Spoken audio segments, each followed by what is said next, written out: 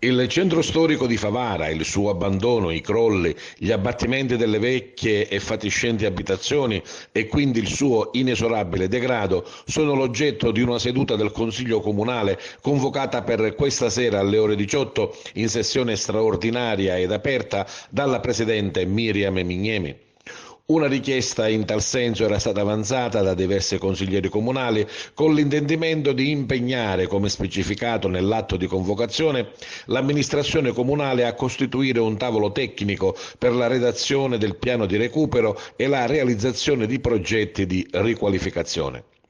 Alla seduta sarà presente il prefetto di Agrigento, Filippo Romano, sempre attento alle problematiche del territorio. Si prevede anche la presenza di diverse associazioni che hanno già preannunciato l'adesione.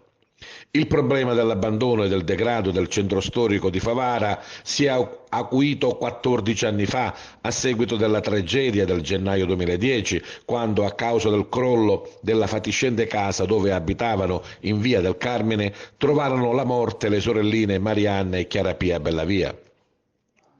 A seguito dei controlli effettuati vennero fuori dei numeri davvero drammatici, oltre 200 abitazioni furono demolite, si predisposero transenne e si chiusero strade ed interi quartieri. Quartieri e strade ancora chiuse ed abbandonate.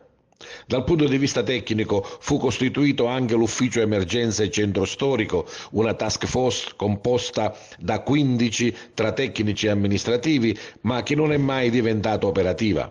Anche il Consiglio Comunale istituì una commissione speciale sul centro storico, commissione ricomposta anche in questa sindacatura. Sono state effettuate diverse riunioni, ma di concreto sembra che non sia successo niente. In verità fu anche predisposto un progetto di riqualificazione della zona di Via del Carmine che vede insieme pubblico e privato.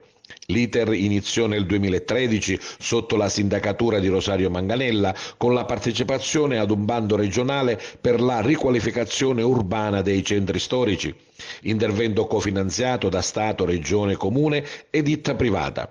Un intervento che interessa un'area urbana di circa 5.000 metri quadrati, con la realizzazione di 6 alloggi a canone sostenibile, 12 alloggi di edilizia privata ed ancora opere di urbanizzazione per una spesa complessiva di circa 3 milioni e 600 mila euro, di cui oltre 600 mila euro di cofinanziamento pubblico. L'inizio dei lavori con la posa della prima pietra da parte della sindaca Anna Alba è datato 15 giugno 2020, poi lo stop.